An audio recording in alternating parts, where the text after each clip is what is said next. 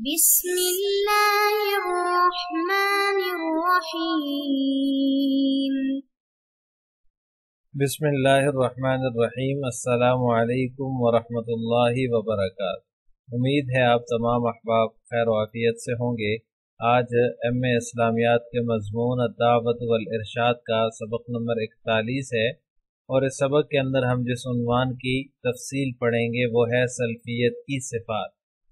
گزشتہ سبق میں ہم نے سلفی تحریک جو کہ ایک دعوتی تحریک ہے اس کے آغاز و ارتقاء کی تفصیل پڑھی تھی، تو آج کے سبق میں ہم سلفیت کی چند صفات کا بیان پڑھیں گے۔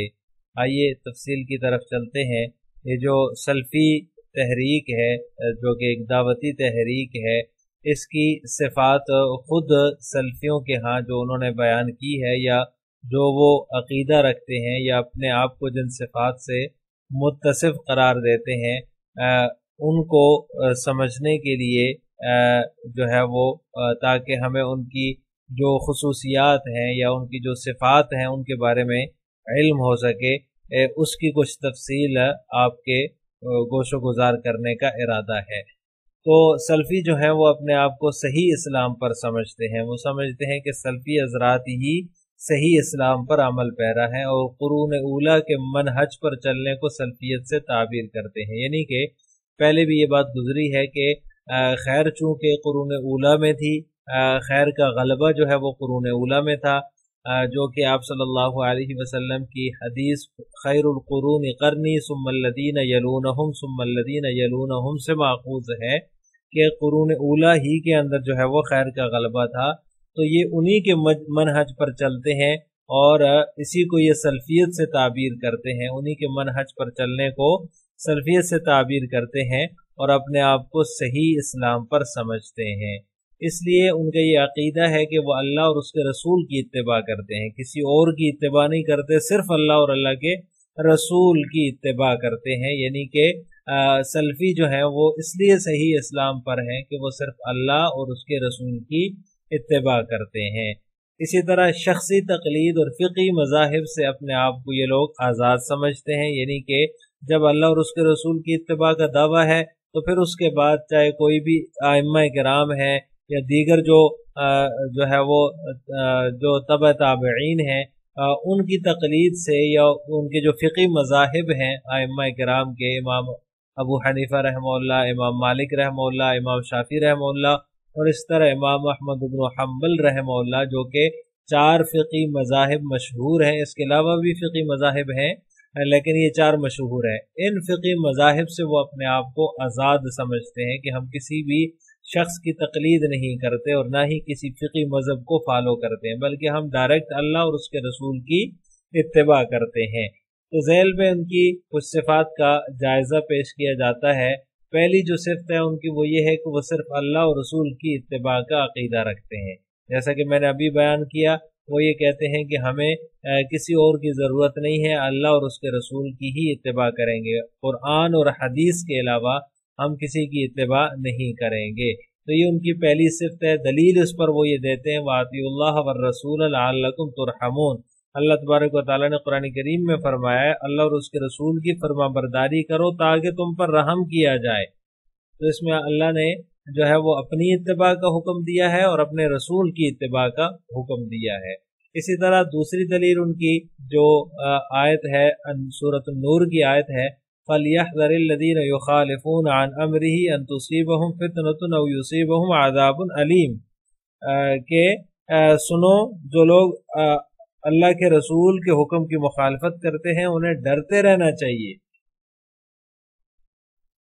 کہ ان تصیبہم فتنۃ، کہ ان پر کوئی زبردست آفت نہ آ پڑے، او یصیبہم عذاب علیم، یا کوئی جو ہے وہ دکھ کی مار ان پر نہ پڑے۔ تو ان آیات سے جو ہے وہ پتہ چلتا ہے کہ اللہ اور اس کے رسول کی اتباع کا ہی حکم ہے، تو لہذا سلفیت وہی ہے جو اللہ اور اس کے رسول کی اتباع کرے۔ اس کے علاوہ بھی بے شمار آیات ہیں، یا ایھا الذین آمنوا اطیعوا اللہ ورسولہ ولا تولوا عنہ وانتم تسمعون۔ اسی طرح وما آتاکم الرسول فخذوہ وما نہاکم عنہ فانتہوا۔ یہ آیات بھی اسی بات کی دلیل ہیں کہ اللہ اور اس کے رسول کی اتباع کا ہی حکم ہے، اور اللہ کے رسول کی مخالفت جو ہے اس से बचने का हुक्म दिया गया है। तो इसलिए सलफियत वही होगी जो अल्लाह और उसके रसूल की इत्तिबा का अकीदा रखे या अल्लाह और उसके रसूल की इत्तिबा करे। इसी तरह सल्फियत की दूसरी सिफ्त ये है कि वो सिर्फ मुहम्मद रसूलुल्लाह सल्लल्लाहु अलैहि वसल्लम को अपना इमाम मानने का अकीदा रखते हैं। यानी उनके नज़दीक इमाम अगर कोई है तो वो पेशवा अगर कोई है तो वो सिर्फ और सिर्फ आप सल्लल्लाहु अलैहि वसल्लम की ज़ाते गिरामी है। क्यों? इस पर वो कुरान करीम से ये दलील देते हैं, लक़द कान लकुम फी रसूलिल्लाहि उस्वतुन हसना, कि तुम्हारे लिए तुम्हारे अल्लाह के रसूल की ज़िंदगी में बेहतरीन नमूना है। सूरह अहज़ाब की आयत है। इस आयत से इस्तिदलाल करते हैं क्योंकि सबसे अफजल हस्ती जो है, सबसे फजीलत वाली हस्ती जो है वो आप सल्लल्लाहु अलैहि वसल्लम ही की हस्ती है।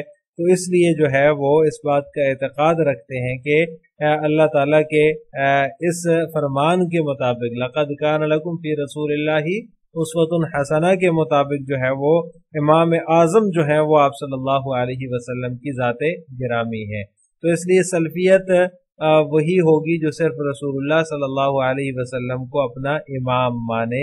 इसलिए उनकी एक सिफ्त ये भी है कि वो सिर्फ रसूलुल्लाह सल्लल्लाहु अलैहि वसल्लम को अपना पेशवा और अपना इमाम मानते हैं। तीसरी सिफ्त उनकी ये है कि वो सल्फ के मनहज पर चलते हैं। जो सल्फ का तरीका है, जो सल्फ का मनहज है, उस पर चलते हैं। ये भी उनकी एक सिफ्त है। इस पर दलील वो देते हैं, वस्साबिकून अल-अव्वलून मिनल मुहाजिरीन वल अंसार वल्लज़ीना तबऊहुम, यानी कि ये जो आयत है, इस आयत पर जो है वो अमल दरामद करने के लिए और इस आयत पर चलने के लिए वो ज़रूरी ये है कि साबिकून अल-अव्वलून जो है उनकी इत्तिबा की जाए और उनके जो मुत्तबईन है। तो लिहाजा सल्फियों की ये एक इम्तियाजी सिफ्त है। तो सहाबा किराम के नक्शे कदम पर चलते हैं।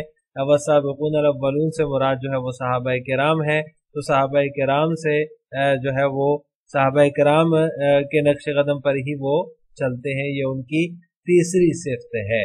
इसी तरह चौथी सिफ्त उनकी ये है कि दीन हक की कामिल तौर पर दावत देने वाली जमात है।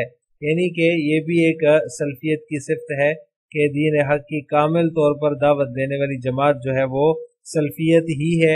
यानी कि जो कामिल तरीके से दीन की तरफ दावत देती है वो सिर्फ यही जमात है। इसके अलावा जो जमातें हैं जो दावती काम कर रही हैं वो कामिल तरीके से दीन की दावत देने वाली नहीं है। इस पर वो इस्तिदलाल करते हैं, वमिम्मन खलकना उम्मतुन यहदून बिलहक़ व बिही यादिलून से, यानी हमारी मखलूक में से एक ऐसी जमात भी है जो दीन हक़ की रहनुमाई करती है और उसी के ज़रिए से इंसाफ करती है। तो अल्लाह ताला ने इस आयत करीमा के अंदर जो है वो ये बताया है कि दीन मुहम्मदी की जो कमा हक़्क़ुहु तबलीग है वो सिर्फ एक ही जमात हमेशा करती रहेगी और वो जमात सल्फियों की जमात है।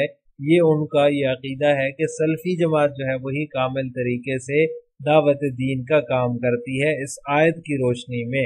तो इससे मुराद भी वो अपने आप को लेते हैं और मुख्तलिफ ग्रोहों में जो मुसलमान बटे हुए हैं और उनके पास भी तबलीग है, मगर वो अपने अपने बुजुर्गों की और अपने अपने इमामों की तबलीग कर रहे हैं और जो है वो सिर्फ जो है वो अपने अकाबिर की बात करते हैं, जबकि सल्फी हज़रात जो है वो क़ाल अल्लाह और क़ाल रसूल की दावत देते हैं। तो ये भी उनकी जो है वो एक सिफ्त है कि दीन हक़ की कामिल तौर पर दावत देने वाली जमात जो है वो सल्फियत ही है। इसी तरह पांचवी सिफ्त इनकी ये है कि हक़ परस्तों की तादाद कम होती है। ये कहते हैं कि जो है वो हम कम हैं तादाद में, तो ये हक़ परस्ती की अलामत है, क्योंकि हक़ परस्तों की तादाद ही कम होती है। अल्लाह ताला का फरमान है, वइन तुती अक्सर मन फिल अर्ज़ युज़िल्लूका अन सबीलिल्लाह, सूरह अनआम की आयत है, युज़िल्लूका अन सबीलिल्लाह इन यत्तबिऊना इल्ला ज़न्न इनहुम इल्ला यखरुसून। दुनिया में ज्यादा लोग ऐसे हैं कि अगर आप उनका कहना मानने लगे तो वो आपको अल्लाह की राह से बेराह कर दें। युज़िल्लूका अन सबीलिल्लाह, अल्लाह की राह से भटका दें। वो महज बेअसल ख्यालात पर चलते हैं। यत्तबिऊना इल्ला ज़न्न, बेअसल ख्यालात पर चलते हैं। व इनहुम इल्ला यखरुसून, और बिल्कुल क़ियासी बातें करते हैं। इसके कई मानी हो सकते हैं इस आयत के।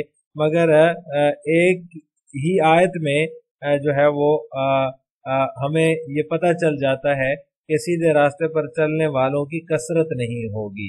وَإِن تُطِعْ أَكْثَرَ مَن فِي الْأَرْضِ، اللہ تعالیٰ نے فرمایا ہے تو اکثریت جو ہے وہ سیدھی راہ پر چلنے والوں کی نہیں ہوگی، بلکہ وہ اقلیت میں ہوں گے، قلت ہوگی ان کی۔ اس لیے جو سلفیوں کی تعداد کم ہے دنیا میں تو یہ بھی ان کے حق پر ہونے کی علامت ہے، یہ بھی ان کی ایک صفت ہے جس کو وہ اپنی صفت کے طور پر پیش کرتے ہیں کہ حق پرستوں کی تعداد چونکہ کم ہوتی ہے اور سلفیوں کی تعداد بھی کم ہے، تو اس آیت کی روشنی میں اکثریت جو ہے وہ حق پر نہیں ہو سکتی بلکہ اقلیت ہی حق پر ہوگی، تو وہ حق پرست جو ہیں وہ صرف اور صرف سلفی حضرات ہیں اور سلفیت ہی حق کی جماعت ہے۔ اسی طرح چھٹی صفت یہ ہے کہ اختلاف کے وقت کتاب و سنت کی طرف رجوع کرنے والے، یعنی جو سلفی ہیں وہ اختلاف کے وقت کتاب و سنت کی طرف رجوع کرتے ہیں، اس لیے ان کی یہ جو صفت ہے کہ وہ کتاب و سنت کی طرف رجوع کرتے ہیں، اس لیے حق پر وہی ہیں۔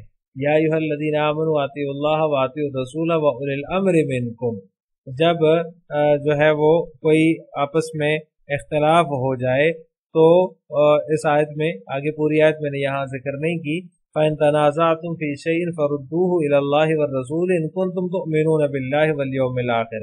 اللہ تعالیٰ نے فرمایا ہے کہ اللہ کی فرما برداری کرو، اللہ کے رسول کی فرما برداری کرو، تم میں سے جو اولو الامر ہیں ان کی اتباع کرو، اور اگر کسی چیز میں اختلاف ہو جائے تو تم اسے لٹاؤ اللہ کی طرف، اللہ کے رسول کی طرف، اور اگر تمہیں اللہ پر اور قیامت کے دن پر ایمان ہے تو یہ بہت ہی بہتر ہے اور باعتبار انجام کے بہت ہی اچھا ہے۔ ذَلِكَ خَيْرٌ وَأَحْسَنُ تَأْوِيلًا، تو یہ ان کی دلیل ہے کہ جو سلفی ہیں وہ صرف اور صرف کتاب و سنت کی طرف رجوع کرتے ہیں، اس لیے جو ہے وہ سلفی ہی حق پر ہیں۔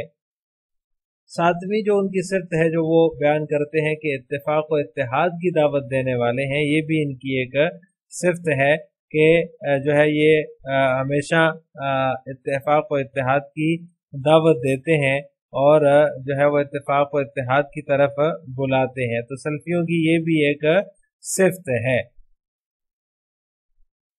وَاعْتَصِمُوا بِحَبْلِ اللَّهِ جَمِيعًا وَلَا تَفَرَّقُوا، اس آیت سے استدلال کرتے ہیں کہ اتفاق و اتحاد یعنی کہ یہ سب لوگوں کو دعوت دیتے ہیں کہ سلفی ہو جاؤ، اسلاف کے منہج پر آ جاؤ، باقی فرقوں کو چھوڑ دو، اور وَاعْتَصِمُوا بِحَبْلِ اللَّهِ جَمِيعًا وَلَا تَفَرَّقُوا سے استدلال کرتے ہیں۔ اس کے علاوہ نبی کریم صلی اللہ علیہ وسلم نے 3 زمانوں میں خیر و بلائی کا ذکر فرمایا، تو سلفی اتباع سلف بھی اسی کی کرتے ہیں، کیونکہ خیر تو ان 3 زمانوں میں غالب رہی، یعنی کہ یہ بھی ان کی ایک صفت ہے کہ آپ صلی اللہ علیہ وسلم نے فرمایا کہ خیر جو ہے وہ 3 زمانوں میں غالب رہے گی، میرے زمانے میں، مجھ سے جو بعد کا زمانہ ہے اس میں، اور اس سے بعد کا جو زمانہ ہے اس میں، تو اس لیے جو ہے وہ سلفی بھی جو ہے وہ اسلاف کی پیروی کرتے ہیں، خیر القرون کی پیروی کرتے ہیں، اس لیے جو ہے وہ حق پر وہی ہیں، اور یہ ان کی صفت ہے کہ وہ اتباع سلف کرتے ہیں، اور کیونکہ اتباع سلف میں خیر ہے، خیر کا زمانہ ہی سلف کا زمانہ تھا، اسلاف کا زمانہ تھا، اس لیے جو ہے یہ حضرات اپنے آپ کو حق پر سمجھتے ہیں اور یہ اپنی صفت بیان کرتے ہیں کہ ہم نے جو ہے وہ اسلاف کے منہج کی پیروی کی ہے اور اسلاف کے منہج پر ہم چلتے ہیں، اس لیے ہم ہی حق پر ہیں۔ آج کے سبق کا خلاصہ یہ ہوا کہ ہم نے سلفیت کی چند صفات کا تذکرہ آج کے سبق میں پڑھا ہے۔ اگلے سبق میں ہم کیا پڑھیں گے؟ تو اگلے سبق میں ہمارا جو عنوان ہوگا وہ سنوسی تحریک ہوگا، جو کہ افریقہ کی ایک دعوتی تحریک ہے، اس کے بارے میں ہم تفصیل پڑھیں گے۔ السلام علیکم ورحمۃ اللہ وبرکاتہ۔